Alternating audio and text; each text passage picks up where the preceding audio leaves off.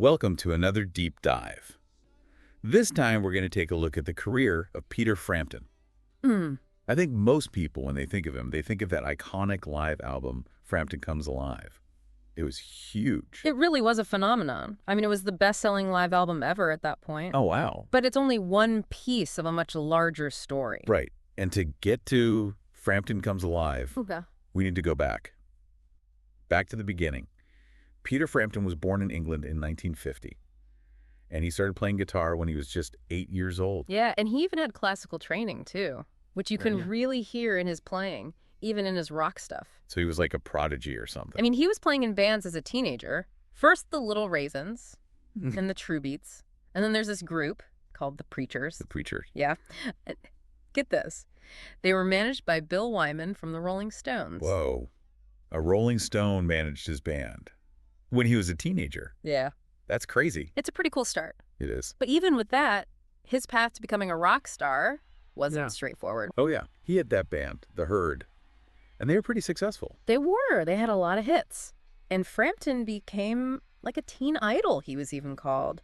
The face of 1968. Yeah, I remember seeing some photos of him from back then. But when you go back and listen to their music, you can hear there's something more. There's a harder edge in his guitar playing, like on that song, From the Underworld. Oh, yeah. It's like he was already reaching for something beyond pop music. Yeah, that harder rock sound. Exactly. So he's a teen idol, topping the charts, but he's not content. No, wants more. He forms that band, Humble Pie, with Steve Marriott. Yeah, Steve Marriott was a big deal from the band Small Faces. Oh, yeah. They were huge in the UK mod scene. Humble Pie was like a turning point for him, I think. Yeah, it was. They toured a ton. They built a solid following, and they were really close to a major breakthrough in the U.S. Oh, so close. But then, after 4 studio albums and a live album, Frampton decided to go solo. When was that? In 1971. Wow. That's pretty bold. Yeah. Even a band that was doing so well. But, I mean, his talent was clear to everyone. He played on George Harrison's album, All Things Must Pass. Right. On I Dig Love, specifically. I love that song. And he played with Harry Nilsson, too, on the Son of Schmilsson album. So he was working with some pretty big names. Yeah. Some real legends. It's clear his talent was recognized. For sure. So he starts his solo career. And his first album was Wind of Change. It had Ringo Starr on it. And Billy Preston, didn't it? It did. Pretty impressive lineup. It was. Yeah. But it didn't really take off like he probably hoped. Yeah. Success can be so unpredictable, even for someone with that much talent. I guess so. His next album, Frampton's Camel, with his backing band, same name. That one didn't do much better. No, it didn't. So it seemed like he was struggling a little bit. A little bit, yeah. To find his footing. As a solo artist, Yeah. But he didn't give up. he kept going, He formed a new band and went out on the road touring constantly. all the time. And I think that's really where he connected with his fans. Yeah, that connection with the audience, that's where he started to develop his signature sound. You mean the talk box? Exactly. During those live shows, he started using the talk box more and more. So what's a talk box? For people who don't know. Well, it's a device that lets him make his guitar sound like a human voice. So he's like talking through his guitar. Yeah, kind of. He runs the sound through a tube and shapes it with his mouth. Wow. That's pretty unique. It was, and it really caught people's attention. Right, because it wasn't just a gimmick. No. It was part of the music. It gave it a new dimension. Yeah. Like on Do You Feel Like We Do, that talk box solo? Is so iconic. It is. It's instantly recognizable. It really sets him apart from other guitarists. So he's touring, honing his craft, developing that stage presence. And perfecting the talk box. And then in 1975, he records that double live album in San Francisco.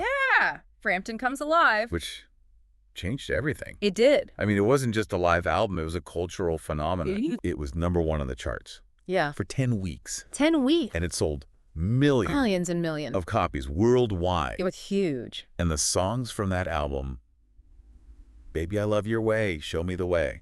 And, of course, that epic live version of Do You Feel Like We Do, with that amazing talk box solo. Yeah.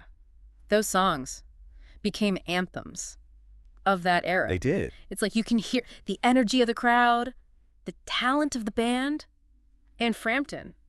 was just at his peak. No wonder. Yeah. Rolling Stone named him Artist of the Year. It was a well-deserved honor. For sure. Wow. But the story doesn't end there, because maintaining that kind of success is a whole other challenge. It is. And that's what we're going to look at next when we come back after the break. It's a wild ride. It is. It's crazy to think how quickly things can change in the music industry. Especially back then. Yeah, like Frampton Comes Alive was this massive hit. Huge. And it's like, Oh, how do you follow that up? it's got to be a lot of pressure. A ton of pressure from the label, from the fans. Right, everyone wants more. And they want it now. And that's kind of what happened with Frampton. Oh, yeah. He went right back into the studio He did. and released I'm in You the next year. 1977. And it sold well. It did. It got to number 2 on the charts. But it just didn't have the same magic as Frampton Comes Alive. It didn't. It felt a little too polished. Yeah, like he was trying to recreate the formula, the That's- ballads, the talkbox solo. But it's missing that spontaneity, that rawness. That made the live album so special. It's like he was overthinking it. And then 1978, that's when things really took a turn. He starred in that movie, Oh, yeah. the Beatles Skate Pepper movie. With the Bee Gees. I'd almost forgotten about that. It's one of those movies that's so bad. It's almost legendary. It was a huge flop, Yeah, critically and commercially. like a big setback. Especially after I'm in You, which didn't quite live up to the hype. Right, so he's gone from this amazing high to a pretty public low. Yeah. And it didn't end there. Later that year, he was in a car accident Oh, yeah. in the Bahamas. A really bad one. Nearly fatal. And then on top of that, he and Penny McCall broke up. His long-term girlfriend. I was like, everything was falling apart. It was a tough time. And I think a lot of people would have just given up. It would have been understandable. But he didn't. No, he kept going. He released Where I Should Be in 1979.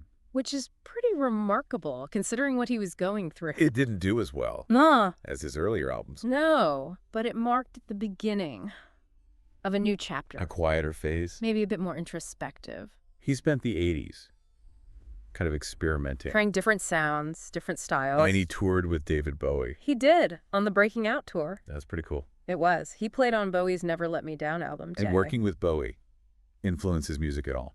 It's hard to say for sure, but you can definitely hear some of that experimental spirit in Frampton's music from the 80s. So he was evolving, Yeah, trying to find his own path. not content to just rest on his laurels. What about the talkbox? Was he still using it? He was, but it wasn't as prominent. Did he ever feel like it overshadowed his other talents? I don't know, but you get the sense Yeah.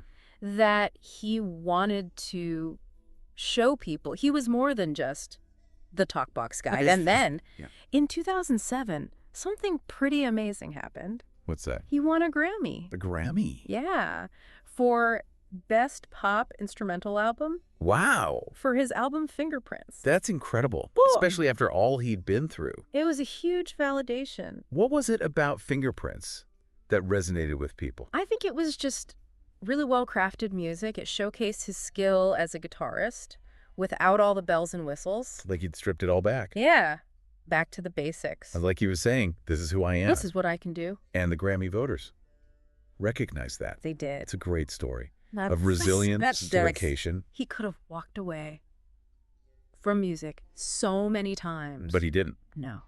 He kept going. And rediscovered himself as an artist. That's the beauty of his story. Mm-hmm. It's not just about the hits. Or the fame. It's about the journey The ups and downs. and the constant evolution. And as we'll see, his journey's not over yet. We've seen how Peter Frampton went from a teen idol to having this massive success with Frampton Comes Alive, and then all the stuff that came after that. It's really something how he just kept going, kept making music. For decades. Yeah, it is. He never became a nostalgia act, just reliving the glory days. He always wanted to move forward, Yeah. try new things, and collaborate with other artists. I think winning that Grammy for Fingerprints really gave him a boost. Yeah, it showed everyone that he was still relevant, still Yeah, creative. It wasn't just a guy from the 70s. Exactly. And then he went on that 35th anniversary tour for Frampton Comes Alive, Yeah, in 2011, playing the whole album, every song. note for note. I bet those shows were pretty emotional. I bet they were, both for him Mm-hmm. and for the fans. I wonder what it was like for him to go back to that album after all those years. He said in some interviews that it was both exciting and kind of scary. Oh, yeah. Why scary? Well, he had to connect with that younger version of himself. Right. The guy who made that album. But now he's older, he's got all this experience. Right. So he was bringing something new to it. Yep. New layers, new depth. Honoring the past, Oh. but not being trapped by it. Right. And then there was Frampton's Guitar Circus. Oh, yeah. That was cool. It started in 2013. He had all these guest guitarists. They did. Like B.B. King, Robert Cray, Sonny Landreth. Wow. What a lineup. It was a celebration of the guitar. All these different styles. All these different techniques. It must have been amazing to see. And I think for Frampton, it was a way to share the stage with people he admired. And to learn from them, too. Yeah, absolutely. It shows you what kind of person he is to do something like that. Yeah. Very generous. Very humble. And then in 2014, he was inducted into the Musicians Hall of Fame. Yeah. That's a big honor. It is. It recognizes his whole career. Not just Frampton Comes Alive. Right. His work as a session musician, his collaborations. It shows you the impact he's had. Yeah. On music. And he didn't stop there. He released Hummingbird in a Box, In 2014. which was music for a ballet. Yeah. Inspired by his work with the Cincinnati Ballet. That's quite a change from rock anthems to ballet scores. It is. But it shows you he's always willing to try new things. Just push himself creatively. So Yeah. when you look back at Peter Frampton's career, what do you think his legacy is? I think it's one of resilience, reinvention, and a real love of music. Yeah. He achieved so much success early on, but he didn't let it define him He kept going. through the tough times. And he always wanted to evolve as a musician. to explore new sounds, new ideas. He never wanted to be put in the box, Really? whether it was leaving the herd to go Yeah. solo or embracing the talk box Mhm. or working with all those different artists. He was always challenging himself and challenging our expectations. He showed us that. Ah, A career in music is a journey, with twists and turns. highs and lows. And it's how you navigate those changes that really matters. And Peter Frampton, he navigated those changes with grace and with style. And he's still going. Still touring, still making music. He's an inspiration. He is. Well, that's our deep dive into the world of Peter Frampton. Thanks for joining us, and we'll see you next time. Woke up this morning.